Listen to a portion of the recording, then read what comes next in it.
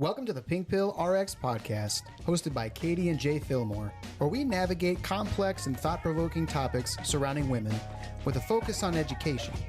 For shorter form content, follow us on TikTok, Instagram, or YouTube at Caters88 or PinkpillRx. That's KATORS88. If you enjoy this podcast, please give us a follow and maybe a nice review. Hey, Jay. Hey. Just the two of us. Just the two of us. This doesn't happen nearly as often as it used to. I know. You guys might hear A beautiful summer evening. the frogs in the background. I apologize if you do. Or if you like it, you're welcome. We're recording on site. I love it. I love the crickets and frogs. Something that Jay and I do a lot is we send TikToks to each other and then we watch them together. It's in the evening. It's kind of like our little thing. And so there are some TikToks that I have not sent you that I would like to listen together and then kind of hear your response. Cool. But before we dive into that, I need to talk to you about something that's going on with octopus. Dude. Or octopi. Dude, just 1 second. I think this is really important for you to know. Those of you who have not been here from the beginning, I have a fear of octopuses.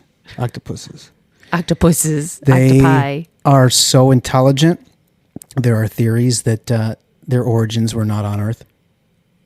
Yeah, expound upon that a little bit. Yeah, like an asteroid carried them here or something. Yeah, because their DNA is so unique and they evolved faster and differently than almost any other creature on Earth. They're required to have anesthesia because their level of I guess their neurology. Also, side note, there are several different animals that basically evolved into different versions of an anteater separately. And that's weird. That is weird that there's a lot of lines that have anteaters in them. But it makes sense because ants, are so ridiculously numerous. Like, the numbers are staggering. Like, you wouldn't believe it. I probably wouldn't. It's an abundant food I'm source. unaware of the ant population. But octopus, the other thing is they can squeeze into super, super small holes. So, I've seen videos of an octopus getting into a ship's hull through a small little hole. Yeah. They can just get in anywhere. Do you know what they're doing now? No. They're creating their own underwater cities. Oh. So, octopus, the gloomy octopus specifically, is the name of this kind of octopus, which is typically antisocial. They are finding that they're banding together and creating civilizations. And not just that, like structures. They're making structures out of shells and living in them in neighborhoods. In neighborhoods. Yes, in groups. And they communicate with each other. There's rivalries. They kick each other out of their shells. There's two of them and they're off the coast of Australia. There's Octopolis. That's the name of the city? Yes. And Octlantis. Okay. Are the two towns. It's a little scary. I don't want them to get any smarter than where they're at now because I don't know, part of me that's unnerving and part of me is oh, it's kind of precious that you guys are living in shells and stuff. Yeah, just a little community. Yeah. I mean, I don't know though. It is a little freaky for me. I just thought you should know that. That's breaking news. Dude. Probably not breaking news. It's probably been around for a while, but that's breaking news to me. Suction cups. No, that's not the sound they make. There's no way. Anyways, the octopus. Just wanted you to know. That's all. That is the appetizer. Yeah, I'll go to Google some of that after this. Okay, so our first video up, I'm just going to play it for you, and then we're going to discuss it. Okay. This is at Carly Talk. This is her video, and I want to give her credit before I play it. I just saw a video where a girl was talking about the fact that only 8% of women have six-figure salaries. Enraging. What's more enraging than that, last year, in 2024, was the first year that the number of female CEOs exceeded the number of CEOs named John. 50% of people in the United States are female. 3% of people in the United States are named John. And just last year was the first time that there were more female CEOs than schmoes named John as CEOs. Frustrating, ridiculous, nonsense, horrible, couple of adjectives to describe how I feel when I hear about these facts. That is so weird. Okay. One of my first thoughts is, what is up with the name John? Well, I did look it up, and she was right. She says 3% of the U.S. population. What I found was about 2% of the U.S. population was named John. Mm-hmm. So it's not like a ton of people named John. So what's up with all the CEOs, a common name being John? Is it because it's just like a white guy name? So it's more likely if you're a guy named John to be CEO than if you're a woman, right? Well, it was prior to 2023. Right. Now, did she say in the video, like the percent of CEOs that are, of like, I don't know, Fortune 500 companies that are women versus just men? So there's 8.2% of CEO roles are held by women in Fortune 500 companies. And that's tiny. That was in 2023. It did drop down to 7.8% in 2024. So it's even less. That's really small. So then in 2023, like she was saying, it was the first time ever that women CEOs outnumbered CEOs named John. Yeah. So there was 41 female CEOs to 23 CEOs named John. So before then, was there a bunch more Johns or a bunch less women? 43 to 21, you said? I'm guessing there was a bunch less women, but I can't say that for sure. Well, if John stayed about the same, and women are almost now double John, then women had a big spike. Yeah. That's what it seems like. Which that's a good thing. That's a positive thing. Yeah. Yes, that is a positive thing, I guess, but it did drop in 2024. And for every one woman that makes over $100,000, there are 2.2 men who make over $100,000 for every one woman. Usually it's boards that appoint a CEO. So then it's like, oh, so really all these boards are appointing a much larger number of male CEOs than female CEOs, right? Yeah. So the question is like, okay, who's on all these boards? Probably white men named John. Yeah, it's interesting. I mean, boards appoint them, and a lot of boards are ex-CEOs too. Okay, next one up. I want to give credit to this person. It's at Kevin, Kevon Stage, at Kevin Stage. Women really be going through everyday life, sometimes bleeding profusely. Can you imagine just everyday tasks, but blood in addition to the life? Like I'm stuck in traffic, she's stuck in traffic, but bleeding profusely. And just acting like she ain't bleeding. Opening the checking account, yeah, let me put $1,000 in, but I'm also bleeding profusely. You're not gonna say nothing about it. You just gushing blood and living life. Inflation up everywhere. Inflation up for you, but also bleeding profusely. But also, as well. Can you imagine getting called in from work? You got to come to the school parent-teacher conference. Your kid acting up. You listen to the teacher say, "Oh, kid acting up." You also bleeding profusely, and you not irritated. I mean, I imagine you are irritated, but you more irritated. You just clicking around Zillow, bleeding. You in line for Starbucks. Let me get a Grande Americano. Grande Americano for the person bleeding profusely. This is crazy. Y'all just be living and bleeding. Bleeding and living. Living and bleeding profusely. This is very interesting because my life feels hard. Like, I've got 4 kids. I run a business by myself, and I've been putting in so many hours lately. Trying to maintain relationships, trying to parent, run a household, have a healthy marriage, try to have friendships, all the kind of stuff I have to fix around our house all the time, right? Things can feel hard. We just got a cat. A lot of things feel hard. And I can't imagine having the exact same set of circumstances and like a week out of every month, I'm just bleeding. Yeah, so a good example of that is I was just on my period. So imagine our last week, and I've been on my period. Oh, yeah, that was a hard week. We went camping, and I was bleeding. We went swimming, and I was bleeding. I did the laundry, bleeding. I washed the dishes, bleeding. I grocery shopped, bleeding. I had the kids all week while you worked, bleeding. Went to work myself, bleeding. Wrote this podcast, bleeding. Yeah. Well, that's not even to mention, like, if you having any cramping and stuff. Right. You know, because then like that's really painful. It's like my stuff feels hard, but then to add that on top of it is just like, jeez. And then you have even more mental load because you have to like make sure you have a pad or a tampon. You have to, oh no, is it going to overflow into my underwear? I'm going swimming. I got to do special stuff. Yeah. It's like a bunch of extra stuff you have to think about. Yeah. And just like endure and disassociate from while you're going throughout your daily life. Oh yeah. Cause like, what do you just try to ignore it? Basically.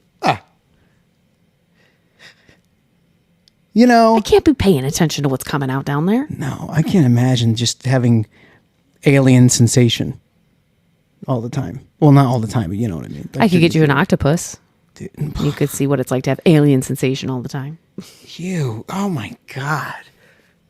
What always gets me, like, this was obviously before I knew about like how you can track your cycle. But I'm thinking, like, when I was in like high school, I was thinking I would be so scared if I was a girl. It's like, I don't know when it's coming. Should be today. Don't know if it's going to be. Will it be my third period, fifth period after school? No idea.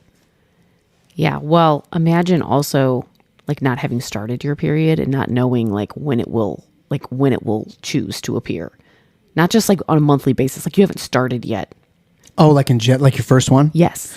Oh, dude, it's like every day is a little You're living Russian roulette. Living on the edge, baby. No idea. Just, whew, yeah.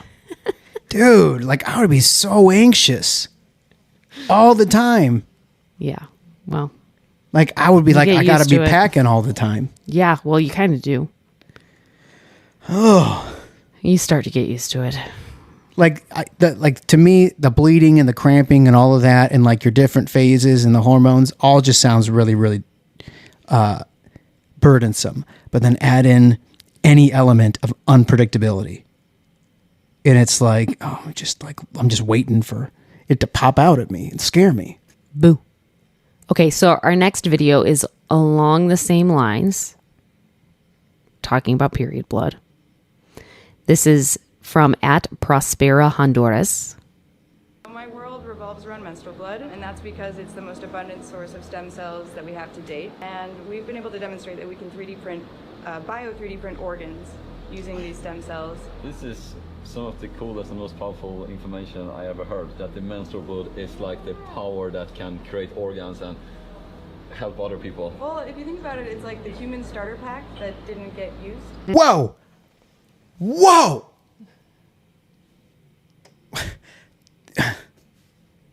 There's stem cells in period blood? Yes, period blood is one of the richest, least discussed sources of stem cells. What? So it contains endometrial stem cells. So every month the uterine lining sheds. Yeah. And with it comes this population of multipotent stem cells that can differentiate into muscle, fat, bone, cartilage, and even neural cells in lab studies. I had no idea there were stem cells in period blood. We should be treating it like liquid gold. Yeah, so why do you think we're not? Well, before we get to that, I'm also astounded. Like they said that you can grow organs. In that particular video, that's what it claimed. But there is cases, at least that I could find, where they can differentiate them into muscle, fat, bone, cartilage, and neural cells. That's like very futuristic. Like if you could grow organs instead of needing an organ donor, you just need a period blood donor. Yeah, it's easily accessible, unlike like bone marrow or cord blood. Mm-hmm. You can collect period blood in a non-invasive way. It's repeatable and it's like literally renewable. Yeah. Half of the population's, well, that's not all half of the population have periods. I shouldn't say that because that's not true. But half of the population in general, if we're talking about menstruators. And it's very ethically uncomplicated in comparison to some of these other things that they use to do stem cells. So there's no embryo destruction, no invasive harvesting procedures, nothing like that. You know how you can earn money, like you get paid for donating plasma? Mm-hmm. There should be a really big price tag for those who donate period blood. Like, you should be able to make bank on that. Yeah. Because it's so useful. I didn't know there were stem cells. I have never in my life, in my 36 years, have I ever heard that before. Well, it's because the biomedical fields have historically prioritized male bodies and ignored female-specific biology. That can possibly grow organs or tissues. Or, I mean, like, there's stem cells. There's unlimited potential in stem cells. There is more funding for erectile dysfunction research than for menstrual science. Dude, but it could, like, this, like, not now, but, like, maybe in several decades, if you could grow organs and eliminate the need for organ donors, then your transplant lists of people will just shrink and shrink and shrink and shrink. That's insane. Kidneys, liver. Unfortunately, menstruation is still treated as dirty or taboo, and that really sidelines serious research on it. Sounds like it's life-giving. It sounds life-giving. Yeah. That is wild that women don't just create life in pregnancy, but you can create life through your period blood.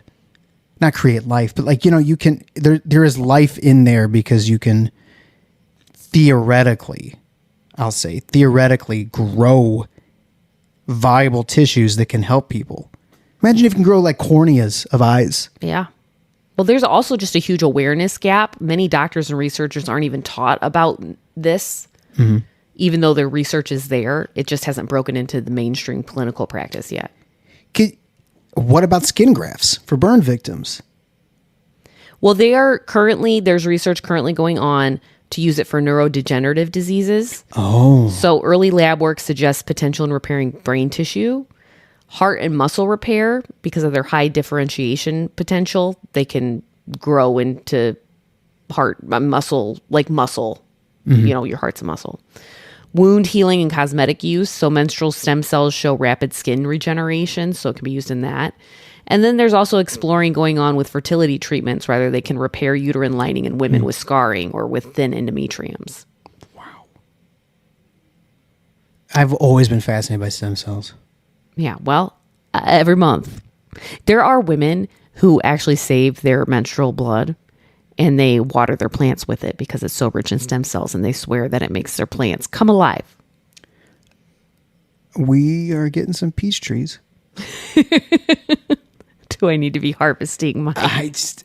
What if we can get peaches faster than 5 years? I don't know. You're so supportive.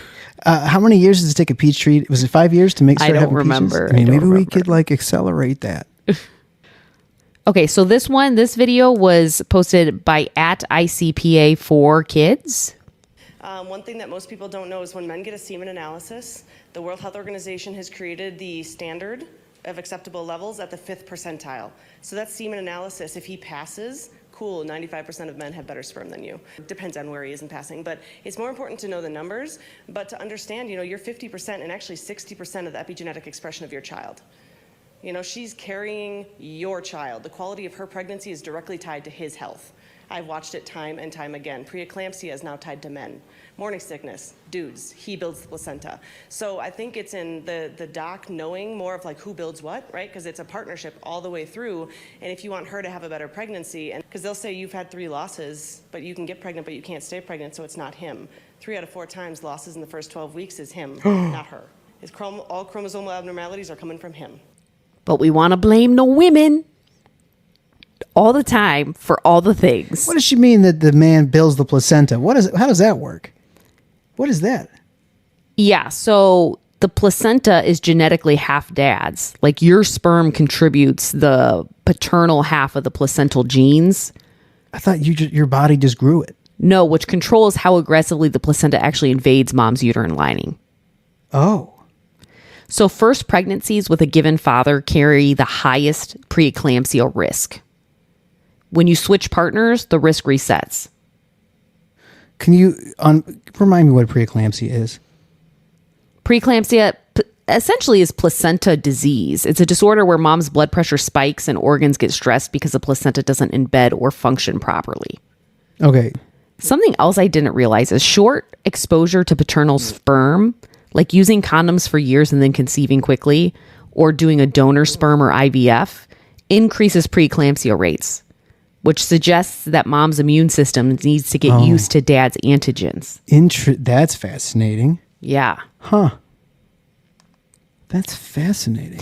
And when dads are obese, have hypertension, or any kind of metabolic syndromes, they're linked to increased preeclampsia risk, likely through these sperm-borne epigenetic changes, which affects the placenta and the vascular development of it. Interesting. Whoa. I had no idea there was male contribution to the, compatibility or health of the placenta. That's nuts. I feel, you know what? Makes me feel a little proud. Whoa, because I didn't get preeclampsia. Well, I had more contribution than I thought. Yeah. I helped build that placenta somehow. I gave some of the architectural blueprints for it. Yeah, you were halfway involved. Really, you're half the architect and the guy's half the architect, but the woman is the complete engineer, general contractor, builds the thing. I'm just half an architect. That's funny. Morning sickness too, and it's specifically its severe form, hyperemesis gravidum, which I am familiar with, is partly about how the placenta produces hormones like HCG, and dad matters here too. So certain paternal genes in the placenta push for more resource extraction from mom, and they make the placenta pump out more HCG and other hormones. And the higher the HCG, the higher likelihood you have of having nausea and vomiting. So some studies suggest that paternal genetics influence the severity of morning sickness. And women carrying pregnancies fathered by men whose mothers also had hyperemesis are at higher risks. Oh, that's interesting. Man, wow, that's crazy. It's just interesting because medicine historically treats pregnancy as entirely a mom's responsibility. But the evidence says that dad's biology is a hidden variable in pregnancy outcomes. Yeah, because usually, I have just thought of whether you get pregnant or not is totally can be related to the guy. Could have nothing to do with you. But I never thought that pregnancy loss could be influenced by the genes of the guy. Chromosomal abnormalities. Huh. I just think it's really interesting how dad's health before conception sets the blueprint for how the placenta builds itself and how much strain that it puts on mom. Yeah. Well, in that video, she brought up epigenetics too, because everything the guy has experienced and gone through. Yeah. Then prior to conception. Yeah. Okay. Last video here. Okay. This one blew my mind. I did not know this. And this is from @CWR_JD. In 5 seconds, I'm going to share a fact with you that shattered my entire reality. If it shatters your reality, please share with a friend, like, comment, and favorite. It's cheaper to house homeless people than to let them be homeless. It's also cheaper to feed hungry people than to let them be hungry, and to give universal health care and universal education to everyone. Those things are cheaper to give than they are to withhold. Did you know that? So food insecurity, let's start there. Food insecurity raises healthcare costs by $1,863 per person per year. For every dollar spent on SNAP, the economic return is $1.50 to $1.80. In children, the ROI is $62 per $1 spent for SNAP. And that ROI is found where? That ROI is found in healthcare cost reduction, in education loss reduction, in all those things that because you're fed, you're able to pay attention in class and you're able to go to school. And because you're fed, you're not malnourished and not in the emergency room. Because you're fed, your brain's developing properly and you're going to have less risks of mental health conditions. Okay. So you end up with this huge return. So if you average it from adults and children and all that stuff, for every $1 cut from SNAP, it cuts $14 to $20 of return to the economy. So what is it? Is it also that paying for these things is an upfront cost and an explicit cost? You know where this money's going. This is what it's earmarked for, blah, blah, blah. And then but if you don't pay for it, your cost is on the back end with these related things like mental health, healthcare, things with education, right? Mm-hmm. And it's less explicit because it's like these things that are linked to it. And so do you think I wonder if it's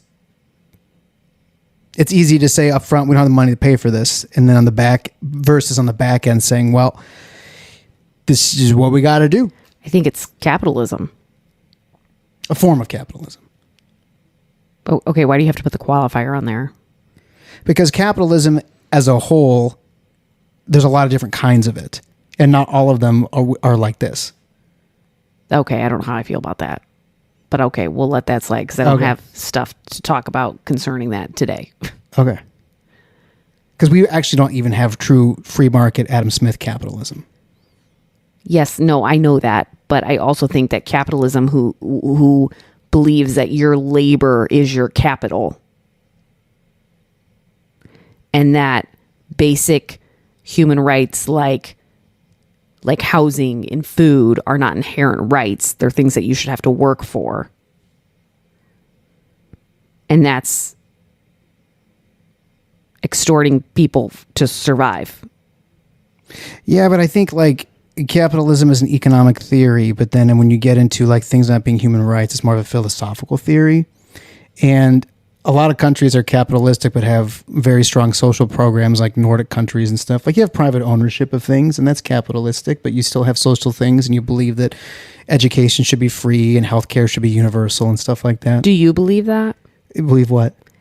That like people should have access to housing, education, healthcare. Yeah. I think it's one of those things where like everybody rises with what's that phrase where like all ships rise? With the tide, I know what you're talking waters. About, but I forget what the phrase is. I think, I think absolutely. I think we have in America this deep-seated, but false idea of pulling yourself up by your bootstraps and it's all on you and nobody owes you anything. Versus your government should provide basic necessities. You don't have to pull yourself up by your bootstraps to make sure you can feed your kids or you can get health care. Like that's what I want my taxes to go towards. Yeah, not wars in other countries and not subsidizing oil and gas companies. As far as like the cost of homelessness and stuff, they've done so many programs and each program has shown basically the same thing. That permanent supportive housing costs between like $10,000 to $25,000 per person per year, depending on the region. Mm-hmm. The cost of doing nothing in contrast in allowing chronic homelessness often costs around $30,000 to $50,000 per person per year when you add up all the ER visits, jail stays, and other services. Oh, gosh. Yeah, it even makes economic sense to just take care of people. It just makes economic sense and moral sense. Yeah, and why it's still a debate is because you have the government that's upfront saying that governments have to spend money now to see savings later, which is politically unpopular. Well, yeah, and it's also like, I think of kids. Do you want a cookie now or 2 cookies in an hour? Mm-hmm. How many of them are going to pick one cookie now? The other thing is too that a lot of these places have fragmented budgets and they're not like part of one cohesive organization. You have the police that have their own budget and the hospitals and the shelters and the housing departments. They don't share a budget. So each system spends more to keep people homeless, but no one agency wants to eat the cost of like housing them. Mm-hmm. Like, oh, yeah. So if you had more co-opted budgets.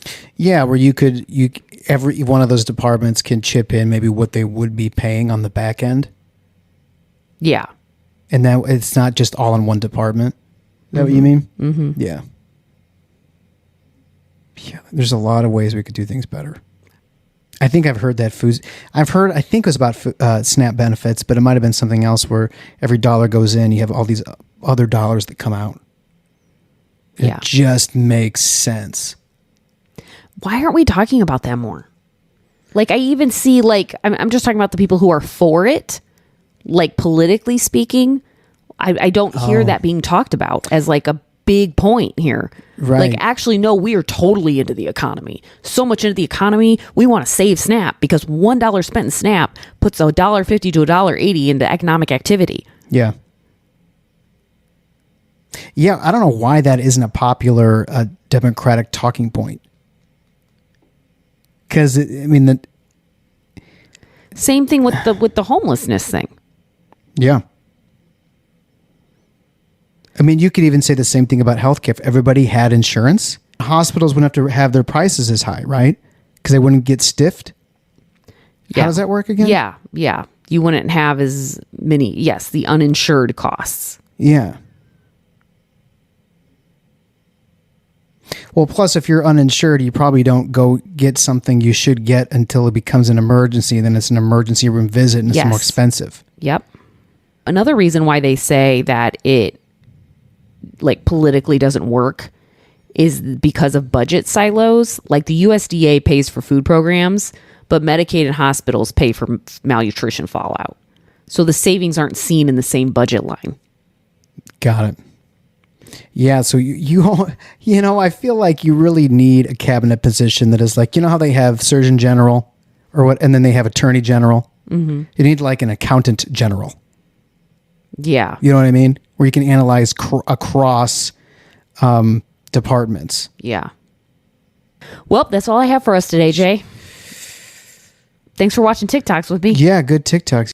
I hope for those of you listening, something was intriguing or sparked a curiosity or you felt affirmed or challenged. Stay educated. Take the pink pill. If you enjoyed this podcast, please give us a follow and maybe a nice review.